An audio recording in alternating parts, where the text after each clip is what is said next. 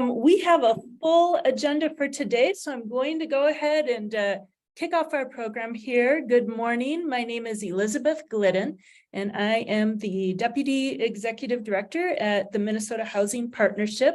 And welcome to our event on future of rural rental housing. In this session, we're going to be discussing a recent report, which was the result of multiple years of collaboration between the Center for Urban and Regional Affairs, or CURA, at the University of Minnesota, the Minnesota Housing Partnership, and the Housing Justice Center, examining USDA Section 515 program as it operates in Minnesota, Wisconsin, and Iowa. And this is a program that has helped generate thousands of rental homes in rural areas. And the Midwest and Minnesota was an early and very enthusiastic adopter of this program. So we have many 515 rental homes in almost every county of Minnesota except the metro area. And these are properties that are home to economically vulnerable households, our elders, individuals with disabilities, and financially insecure families. I know we have great attendance at this event, and so I'm really glad to see the interest in this report and its recommendations. Our agenda for today is we are going to review the findings of the report and some of the recommendations from the report. And then we're going to have the opportunity to hear from some folks from Minnesota Housing and from the office of Senator Tina Smith to kind of understand a state and federal response to some of these issues and be also able to engage in some conversation with you.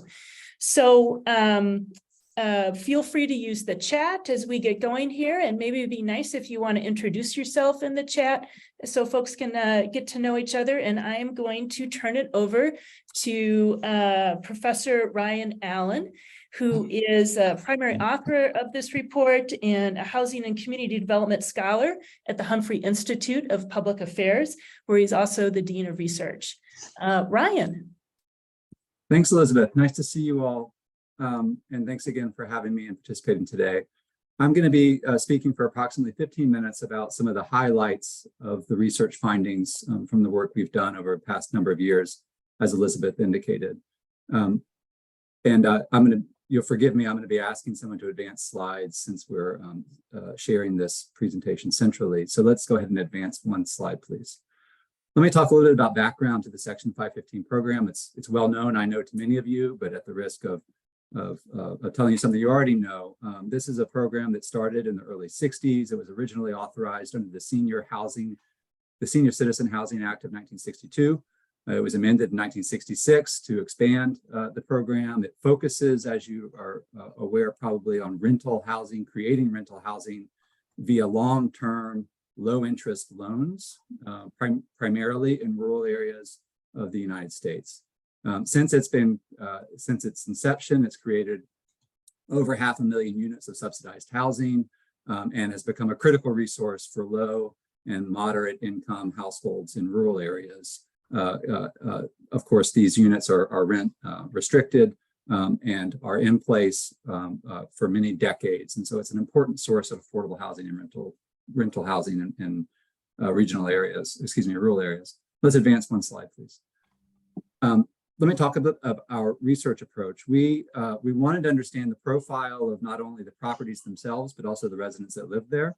So we're going to be using USDA RD data, rural development data for that. These are publicly available data. We wanted to understand what's working well and what needs improvement and what kind of motivations investors and owners have in this project. So we also paired our quantitative analysis with an analysis of 30 interviews that we did with different kinds of stakeholders in the 515 program. One more slide, please.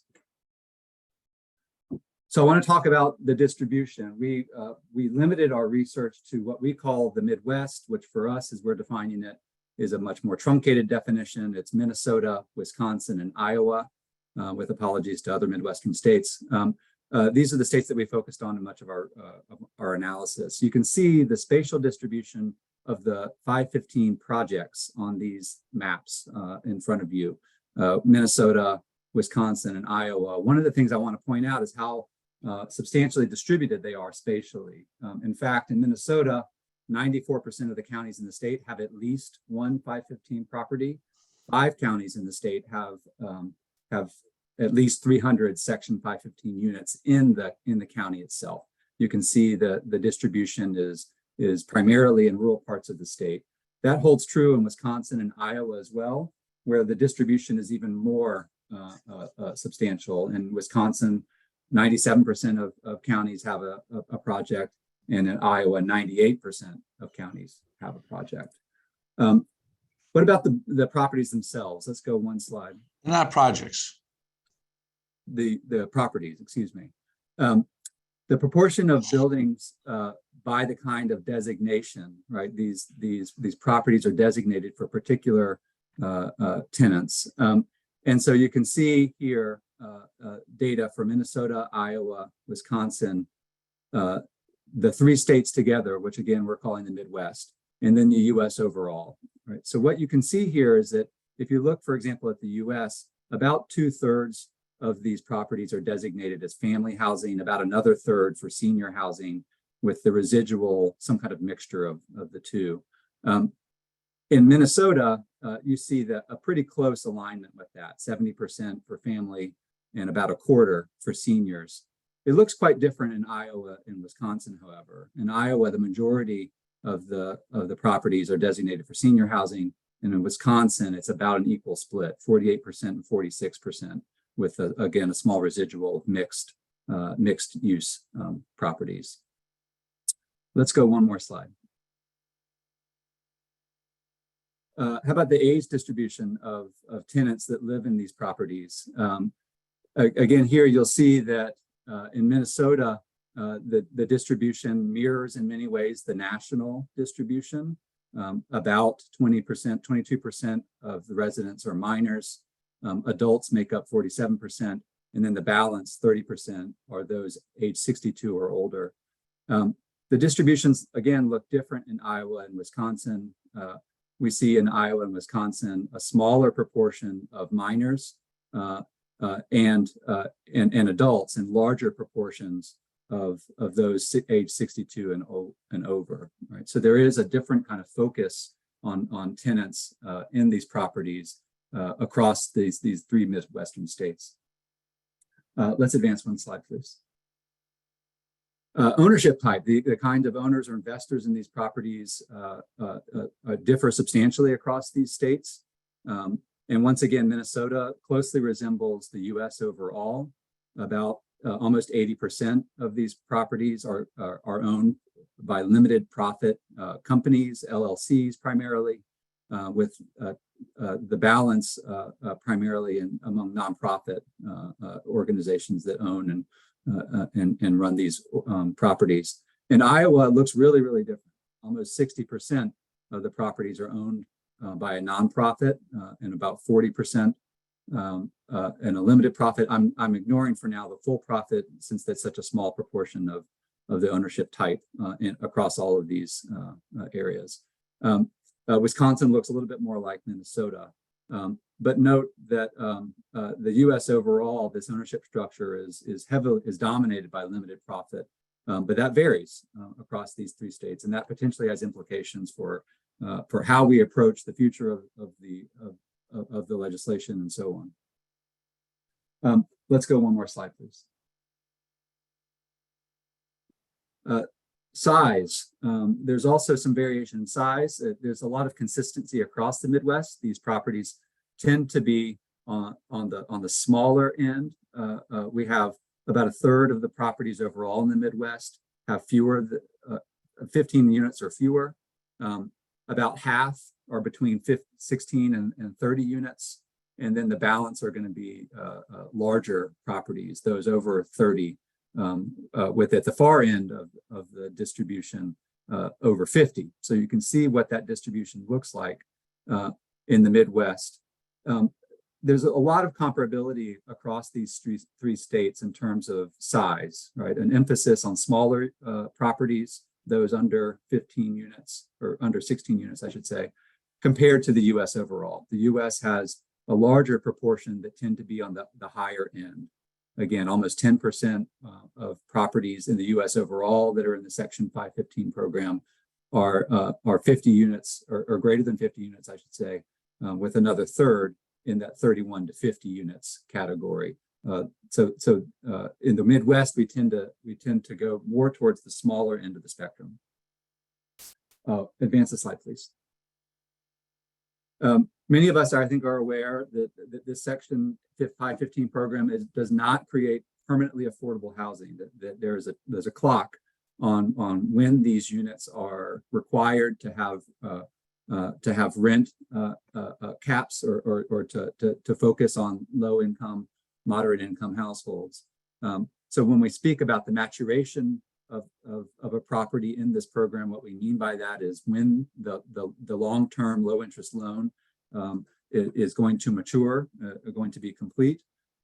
We have here in this portion of the presentation an interactive map that I understand actually doesn't translate very well when we try to do it via Zoom.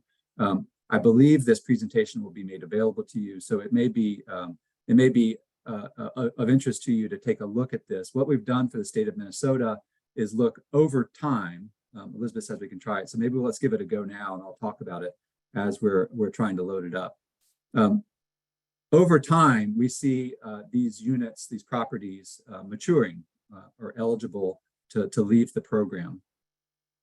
And so what we're going to see in this map is if we trace out the maturation date for different properties just in the state of Minnesota, you're going to start to see these green dots, which represent the properties themselves, leave the map.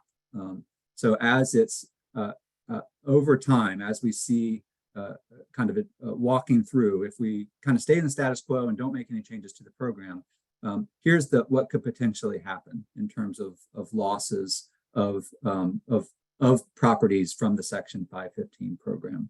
And you can see a gradual reduction in the number of these properties. They're starting to leave. In Minnesota, in contrast to many other parts of the United States, again, as a really early adopter, there's a lot of properties that are coming up to maturity now. You can see, for example, when we highlight one of these counties, Pine County is currently one that's highlighted. You can see the number of 515 units in the county, how many total affordable or subsidized units there are in that county, and the simple math of what proportion of the total affordable units are in the Section 515 program. Right, in this case, it's over half in Pine County. You can also, as just a quick check, you can see color coding here. So these darker purple counties are the ones that have higher proportions of their affordable units in the Section 515 program. So hopefully that provides a nice overview. And again, I would invite you to explore this interactive map that we've created that includes the data on not only Section 515 projects, or I should say properties by county, but also how they are represented among total affordable housing in counties in Minnesota. We unfortunately did not have the resources to do this for Iowa and Wisconsin, but such a thing is certainly possible.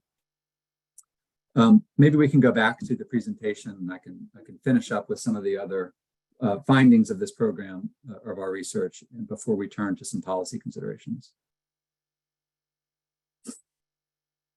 I could see a request to put a link to the map in the chat, and I'm sure that someone behind the scenes could probably help with that. I wanted to point out to you that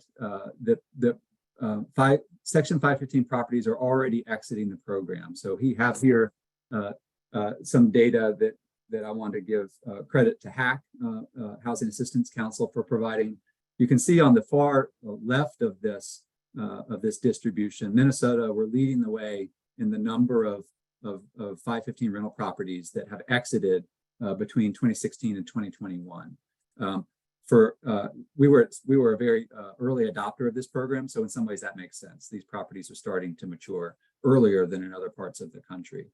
I would point out that there are many states in the Midwest that are in this kind of top 10 list of states. Of course, you can see Iowa and Wisconsin, two other focal points for us in the research.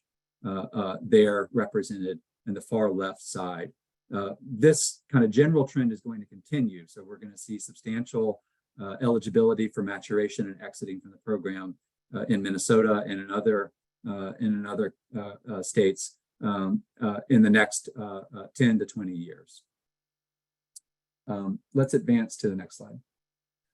I wanted to, again, highlight how important this is for some counties in terms of their affordable housing stock.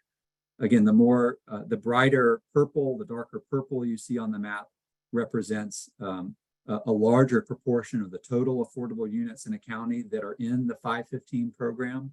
And you can see that there are some counties that rely substantially on the 515 program for providing affordable units, and other counties it's less important.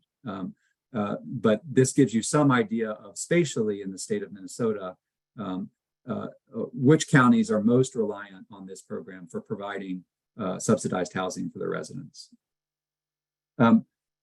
One other kind of note as we're looking at this map, by 2040, I want to kind of put some numbers to this. In Iowa, about a third of the units in the Section 515 program will be in a property where the mortgage is set to mature. Again, by 2040, it's about a third of the Section 515 properties. In Wisconsin, it's a lower proportion, only 16%. But in Minnesota, it's over half. 56% is our estimate of the number or the proportion of properties in the 515 program that will be in a mortgage maturation situation. Let's advance one slide, please. The 515 program does not exist in isolation from other subsidy programs. And so the most common additional subsidy program that we find in place in these properties is what's called the 521 subsidy. And you can see the numbers here across these Midwestern states. That is the dominant other form of subsidy. There are smaller subsidies or no subsidies, of course, for many of the other properties, but the 521 subsidy is critical. I want to talk about some of the findings, if you could advance one slide, on that come out of our interviews with stakeholders in this 515 program. One of the questions we wanted to understand better were the motivations that investors had and how those motivations might have changed over time, right? And so a current nonprofit stakeholder indicated that you've got to invest in these programs, in these properties as more of a mission, because from their perspective, they weren't really that great investments. They weren't going to go marching into the future. They weren't going to reap a lot of return for investors. Again, their perspective, there may be a variation there, but an important perspective. This split between nonprofit and for-profit or limited profit owners was notable in our interviews. So many of the for-profit or limited profit investors were very interested in investing in this program because certainly it was the right thing to do, and they saw it as providing a critical source of affordable housing. But they also quite reasonably thought of it as an investment that would help them in their retirement and so on. There was a different perspective, more around, more emphasis on the provision of affordable housing for nonprofit owners. Let's advance one slide.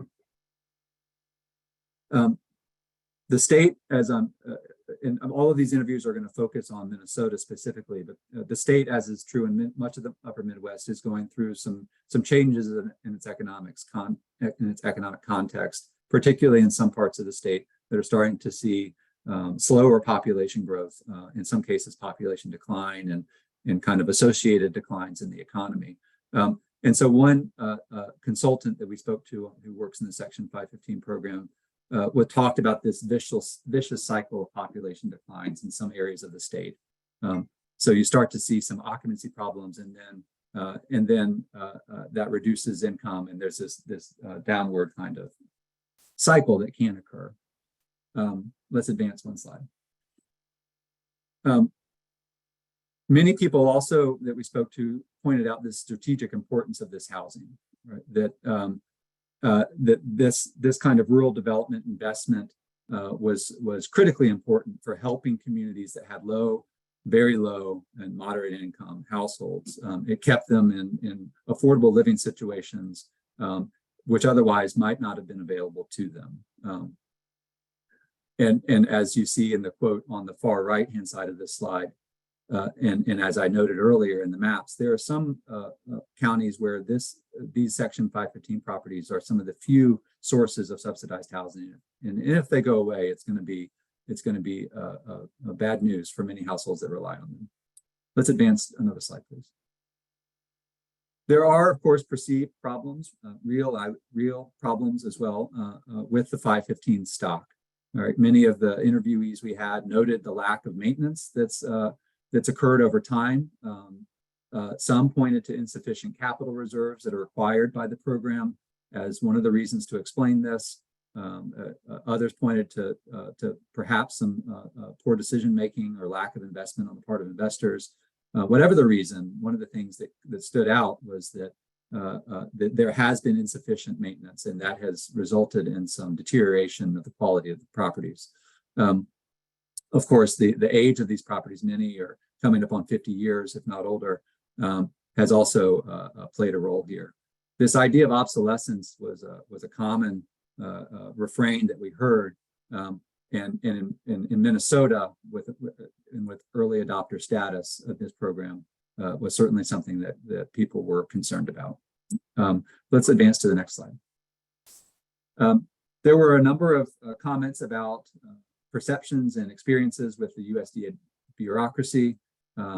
As you can see, one housing consultant talking about the confusing rules around the transfer process, and how it can take a long time. Well over 2 years is the experience that many people have had. There was also a concern registered about the potential loss of rural development rental assistance after a mortgage matures. Right? So confusion, but also concerns about what we should anticipate happening if a property matures and comes out of the Section 515 program. What happens to those that RD rental assistance that is associated with some of those units? Let's advance to the next slide. I'm going to pivot now to one of my colleagues who's going to talk about not only what we learned from the research and what bearing we think that has on policy solutions and practices. Thanks again. I'll look forward to questions. Thank you so much, Ryan. Appreciation. So I am going to turn this over to Margaret Kaplan.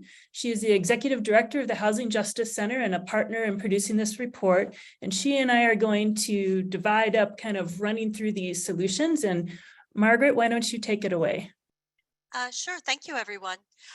So the first set of solutions are really associated with when Ryan was talking about that deep subsidy of the rental assistance that so often is paired with the Section 515 program. If you recall that slide, about, I think it was over 65% of rural development housing units come with the rental assistance. And the rental assistance is what makes those really affordable to low-income households, because it makes it so that people are only paying 30% of their income toward their housing costs. Currently, when properties exit the program, that rental assistance goes away.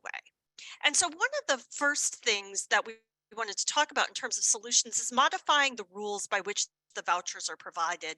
And the first is to decouple the rental assistance from the mortgages with some conditions. In other words, after a project exits the program, to create a system where those deep subsidies in the form of rental assistance can remain with the property, which means that the people who are living in the property won't be on the hook for paying for the full rent for that property, but will instead continue to pay 30% of their income toward their housing costs.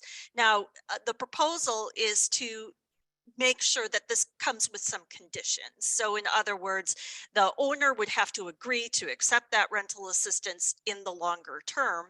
However, it is mechanism to make sure that people aren't displaced when properties exit the program.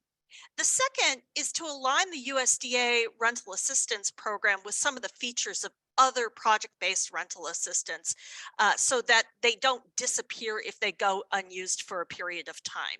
Currently, properties that are in the USDA Rural Development Program lose that rental assistance if it's not being used for 6 months. Now you can imagine with some of these smaller properties, if you have 12 units, for example, changes in your tenant population can make it so that you might not have folks in the building who are eligible for one of those rental assistance units that you have remaining. Maybe somebody's income goes up.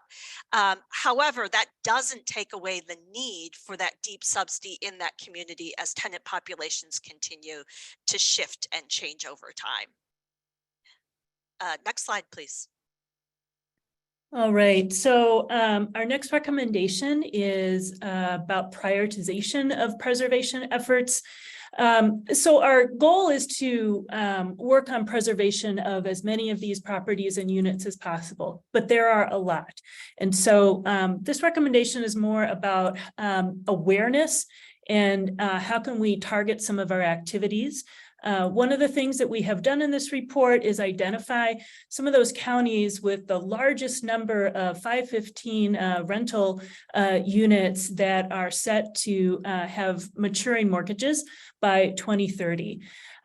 This allows, as we start to think about the timeline for these maturations and other reasons for exits, thinking about more proactive communication with property owners and being more engaged and trying to identify, is there a way to match up buyers and sellers to be able to preserve properties as long as possible.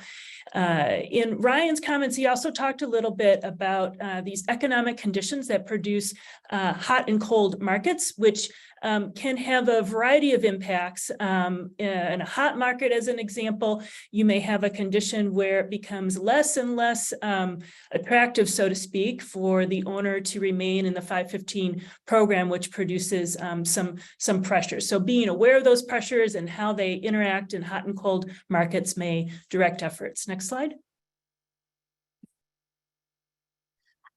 Another recommendation that we have that we heard from so many people who are involved in the Section 515 program is just streamlining the transfer process, making it easier, making it faster, making it less risky for people to be engaged and involved in trying to acquire these properties. Currently, the process to transfer a property takes a very long period of time, and because of some capacity issues at USDA, sometimes you will have different people that you're interacting with throughout the transfer process. And so sometimes it feels like as people are trying to engage in it, they're almost starting from the beginning all over again. And so we have a couple of recommendations in this area, in both administratively streamlining, but also really proactively reaching out to owners as they're reaching mortgage maturation so that people can be prepared in advance to engage in the transfer process because it can be quite lengthy. Also continuing to fund TA, technical assistance, to support the preservation of these properties, especially in some of our smaller communities. Folks may only be engaged in one or two of these transfer processes over time, and it's a really steep learning curve. So having outside support to make this process work better would definitely improve the process and make it more feasible to preserve these properties. Next slide, please. So kind of moving quickly through our last couple, these are two related recommendations. But many of these 515 properties, for a variety of reasons, some due to age and some due to other reasons, need significant repairs. Some of these properties are in very bad, challenging conditions. One of the issues that contributes to that condition are the USDA capital reserve requirements, which really constrict the amount of reserves that you're able to maintain, and in many cases don't support a full schedule of capital improvements that make the property in the kind of condition that is essential for safety and livability. So we are recommending adjusting the capital reserve requirements to have more flexibility. In addition, there have been over significant period of time, reduction in USDA staff. And some of that has resulted in, I'll mention maybe a couple things. One is that we are seeing less attention to inspections by USDA staff, so that USDA properties may go for a very significant amount of time without inspections that might alert to property conditions that need repair.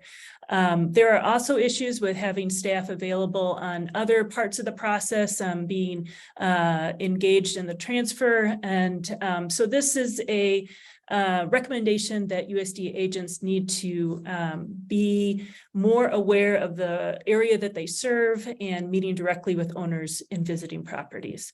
Next slide. The preservation of the Section 515 properties also is going to require resources. And one of the things that, if you'll sort of think back to the slide that Ryan shared about the size of properties, is that there are a lot of very small scale properties in Minnesota.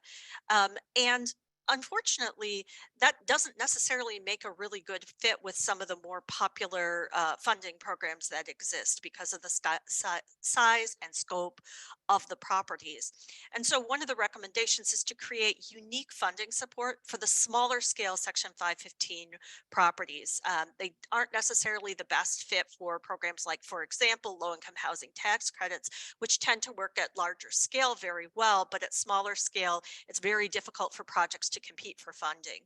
The second is to support the preservation of Section 515 properties with promising state programs. We're really lucky in Minnesota that we have programs like, for example, the rental rehab deferred loan program, which has been utilized very successfully to preserve some of the USDA rural development properties and to help sort of ease the transfer process, because once you transition a property, then somebody has to fix it up, make sure it's in habitable condition, make sure it can financially be successful in the longer term. Continuing to invest in these types of programs and expanding them is a really important strategy as we think about the thousands of units that are at risk of being lost over the next 10, 15, and 20 years. Next slide, please. All right, thank you so much, Margaret. I'm going to turn things now over to my colleague, Jill Henriksen, who has been leading efforts to work on technical assistance for 515 properties. She's a community development manager at Minnesota Housing Partnership. There you go, Jill. All right, thanks, Elizabeth. Yeah, these are really great suggestions for improvements. And if only they could be made sooner rather than later, that would make a really big difference. But we know things don't happen quickly. So, we do have technical assistance through RD. They've come out with 2 different rounds that we have been a part of. The first time they had their technical assistance, and when I say the transfer process, it's that process that you go through to acquire the property. And so we're able, through this grant, to help nonprofits and government entities like HRAs and CDAs acquire these properties. And, as you've heard, it is a lengthy process. It is very cumbersome. And for smaller organizations, it can be really overwhelming and, certainly daunting. So that's why this technical assistance, is really important.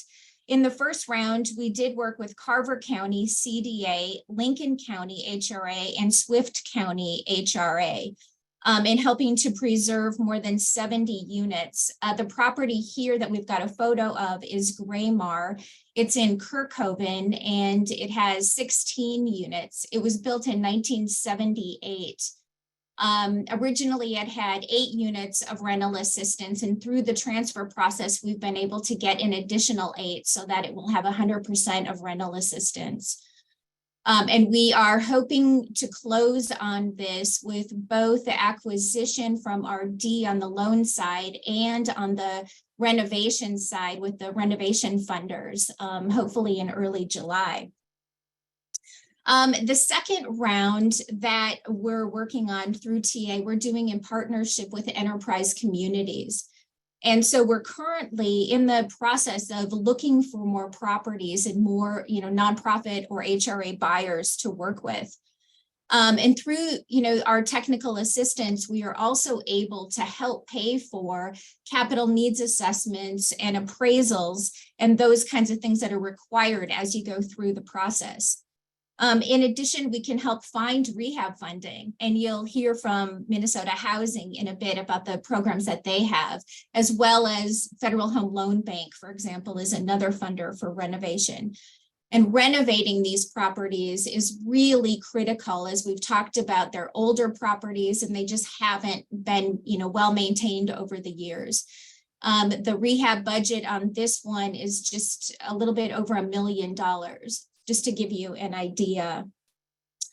Let's see, what else do I want to say? We can go to the next slide. If you're looking for 515 properties in your community, if you're not exactly sure how many you have or where they are, USDA does have a search tool that works really well. And there is the link, and I think we can get that in the chat as well. It's a nice tool where you go in and it shows you a map of the United States. You click on Minnesota and then you click on the county that you're in or the counties, and it'll give you a list of all of the properties in that area. I am pulling up one here just to give you an example of the information that you're going to see. This is called School Square Apartments in Albany, Minnesota. It's 17 units. It's got 100% rental assistance. It serves families, and it'll tell you the unit mix. It's got 12 2-bedroom, 5 3-bedroom, and it'll give you the information for the management company. And like we talked about, because so many of these properties are owned by LLCs, it's really difficult to get in touch with an owner. So the best thing to do is to contact the management company and start conversations there and see if there's an opportunity, to acquire the property.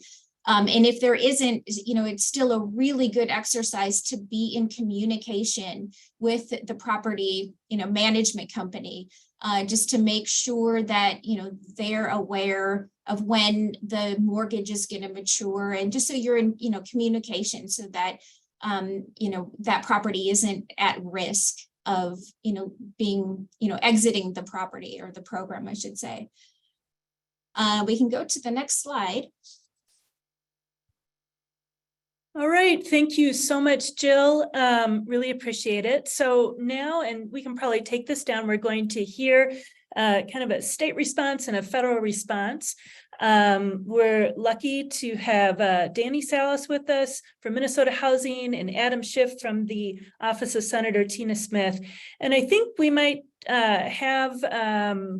hear a little bit from each of them, one after the other. Danny, if you're there, I'm wondering if you could first give us a little overview of what is happening at the state of Minnesota in responding to this crisis we're seeing with mortgage maturations around 515s. And if you want to just let us know what the state is prioritizing now, how is that solution matching the problem? And hopefully if we have time, we might turn to what are future opportunities. Great. Well, thanks, Elizabeth, and thanks to you all for having me here. I was very excited to hear the presentations this morning, and I think the work that MHP, Cura, and the Housing Justice Center are doing in this area is really fantastic. The report itself does a great job of highlighting the need and the issues associated with preserving these RD 515 properties and presents some great policy recommendations. As Elizabeth alluded to, one of the agency's strategic objectives is to preserve and create housing opportunities. And our highest preservation priority is existing properties with federal assistance, such as RD 515 properties.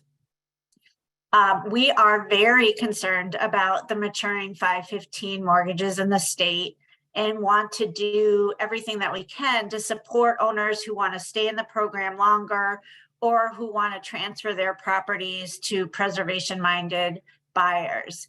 And we really appreciated being highlighted in the report as some of the work that the agency is doing as a model for for other folks of ways to help preserve these properties. As noted in the report, we do have a set aside in our qualified allocation plan for tax credits. The set aside is for RD 515 properties. And actually, we increased the set aside this year to adjust for just increased costs in acquiring and rehabbing these properties. Also noted in the report, Minnesota Housing has revamped its rental rehab deferred loan program. And we've targeted funding specifically to Section 515 properties. The program is designed to address critical and deferred maintenance at these properties. In 2019, we issued an RFP in partnership with RD and selected 21 projects across the state. Our loan term is for 20 years, and any property that receives a rental rehab deferred loan is also required to re-amortize their RD loan to be coterminous with our loan term, and that helps extend the rental assistance for a longer period of time. I do see a couple of folks here who were selected for funding that round, and one who even closed their project and is probably getting close to being done with construction. And now we just issued a second RFP targeted to RD 515 projects. We launched that last month. Applications are due June 9th. And so we encourage any owners here to apply. We require TA prior to the application in order to make sure that submissions are complete and competitive.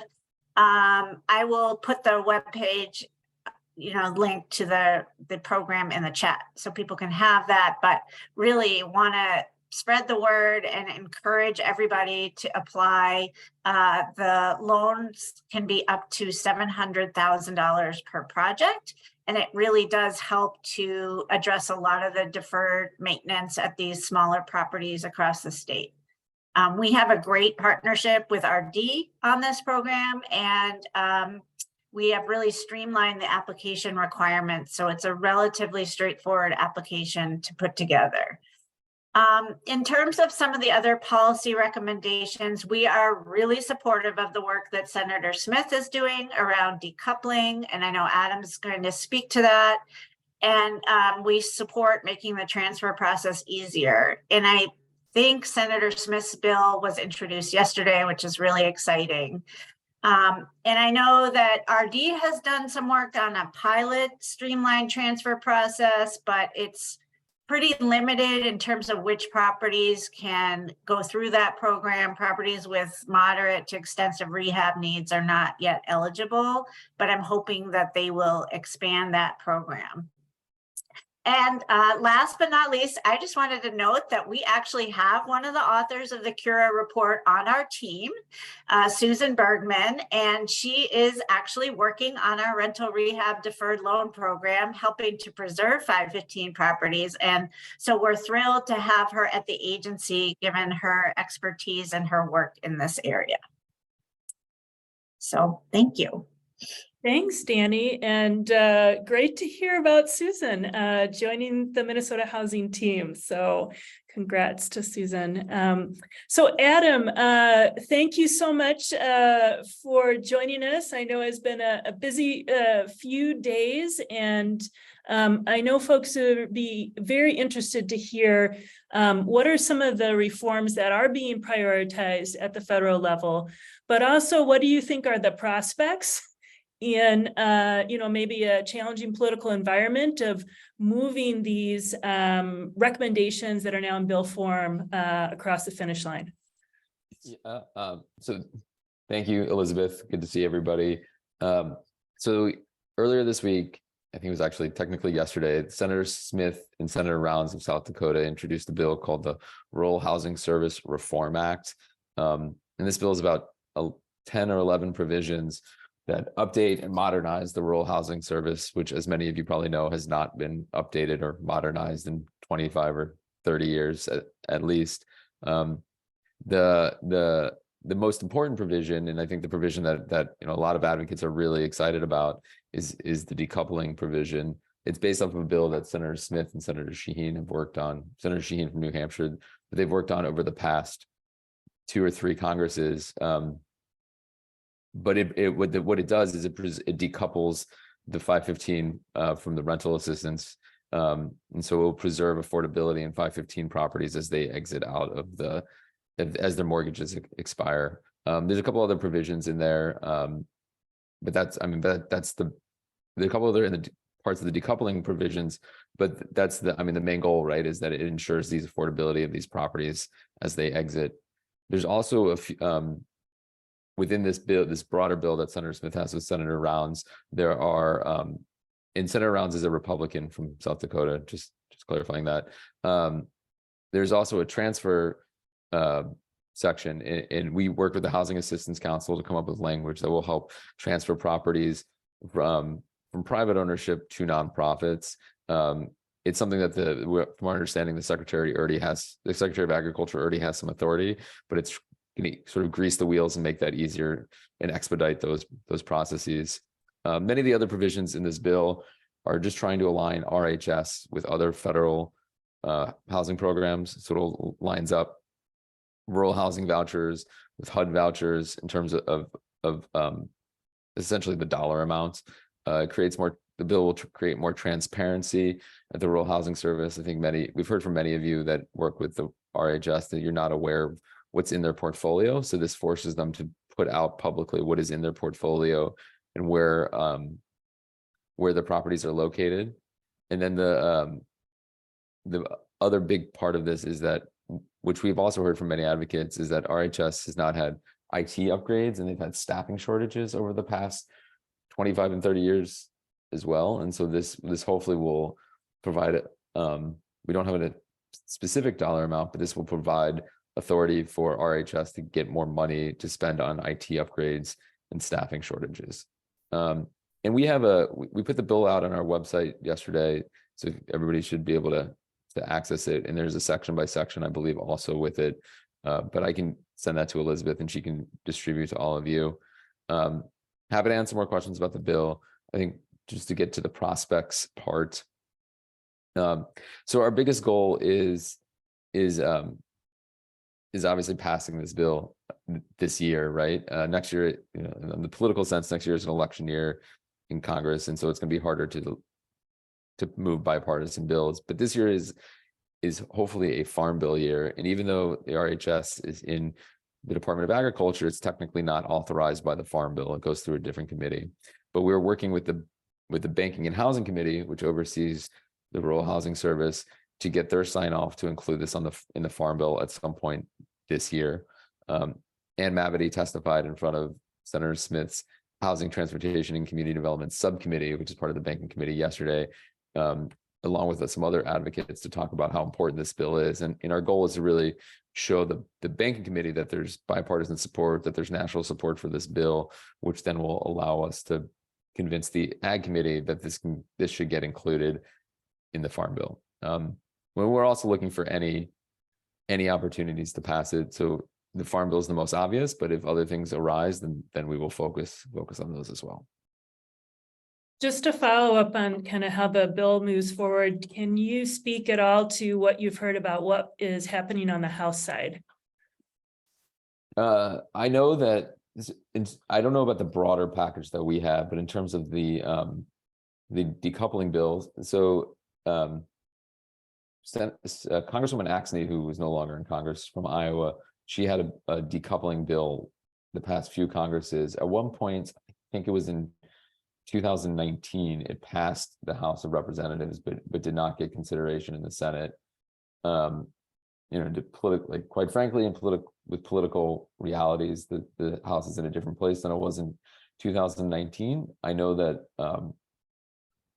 there are some members that are discussing whether to take up the decoupling, specifically the decoupling bills in the House, and hopefully they will be able to try to find some path forward.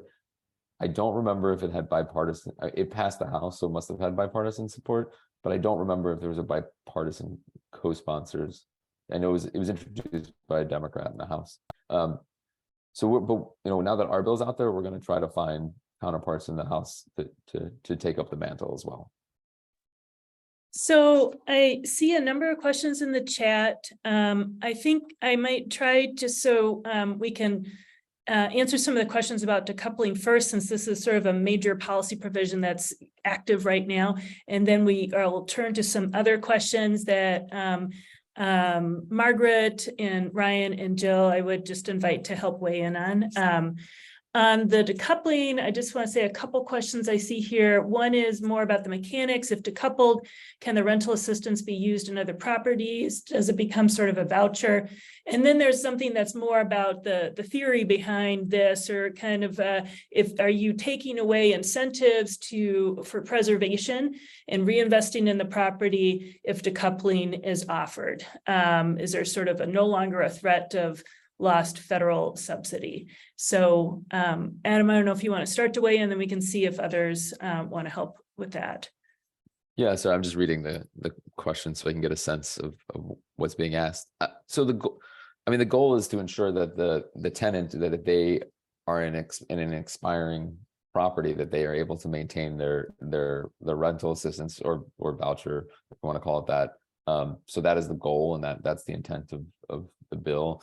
I mean, there's some provisions that are in there for landlords, so they're well aware that, or for property owners, I should say, so they're well aware that their mortgages are expiring. But the goal really is the rights of the tenants, to make sure that they know that they can continue to have the assistance, and that they know that what their rights are as the mortgage expires. And I'd be interested if others have feedback on kind of decoupling and how this works as a incentive versus a disincentive.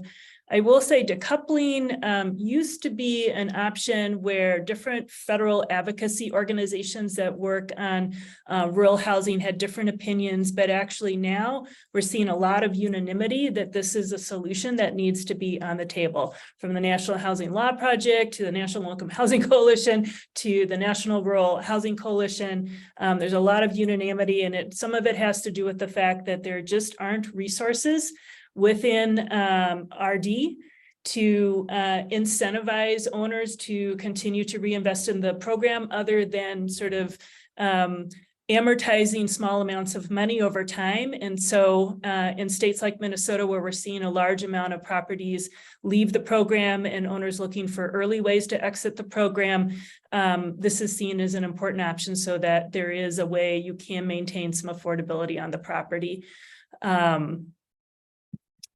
Let's see here.